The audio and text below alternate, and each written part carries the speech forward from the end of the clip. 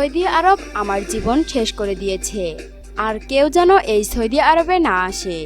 বাবার কষ্টের উপার্জনের টাকা দালালের হাতে তুলে দিয়েও কুলছুম এই ভেবে খুশি ছিলেন যে তাকে বিদেশে পাঠানোর সব প্রক্রিয়া শেষ করেছেন ওই দালাল। এক বুক স্বপ্ন নিয়ে চলতি বছরের ৩ জানুয়ারি বিমানবন্দরে হাজির হন কুলছুম। ওই দিন রাতের ফ্লাইটে রওনা হন সৌদি আরবের উদ্দেশ্যে। দালালের সহযোগিতায় এই পুরো কাজটি করে দেয় বেসকো ইন্টারন্যাশনাল নামের একটি ট্রাভেল এজেন্সি। কিন্তু সৌদি আরবের মাটিতে পা দিয়েই কুলছুমের জীবনে নেমে আসে অন্ধকার। কারণ কারখানায় কাজের কথা বলে তাকে নিয়ে যাওয়া হলেও সেখানে একটি বাসায় গৃহকর্মীর কাজ দেওয়া হয় কুলছুমকে। নিয়তিকে মেনে নিয়ে সেই বাসায় গৃহকর্মীর কাজেই যোগ দেন কুলছুম।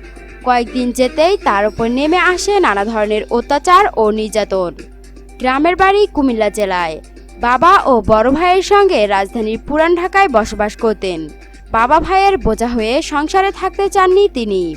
নিজেকে স্বাবলম্বী করতে নানা চেষ্টা করেও ব্যর্থতার কারণে হতাশ হয়ে পড়েছিলেন। 2017 সালের শেষের দিকে ট্রাভেল এজেন্সির এক দালালের মাধ্যমে তিনি স্বপ্ন দেখতে শুরু করেন স্বাবলম্বী হওয়ার। ট্রাভেল এজেন্সির দালাল কুলছুম বেগমকে বোঝান বিনা খরচে সৌদি আরবে গিয়ে সেখানকার কারখানায় কাজ করে অর্থ উপার্জন করতে পারবেন তিনি। বিনা খরচে বলা হলেও সৌদি আরবে পাঠানোর আগেই নানা অজুহাতে কয়েক হাজার টাকা হাতিয়ে নেয় ওই দালাল। সবকিছু মুখ বুজে সহ্য করেও কুলছুম তার কাজ চালিয়ে যান। পরদেশ, ভিন্ন পরিবেশ ও আবহাওয়ার সঙ্গে খাপ খাওয়ানো এবং একই সঙ্গে গৃহকর্তা ও গৃহকর্ত্রীর নির্যাতনে শারীরিকভাবে অসুস্থ হয়ে পড়েন কুলছুম।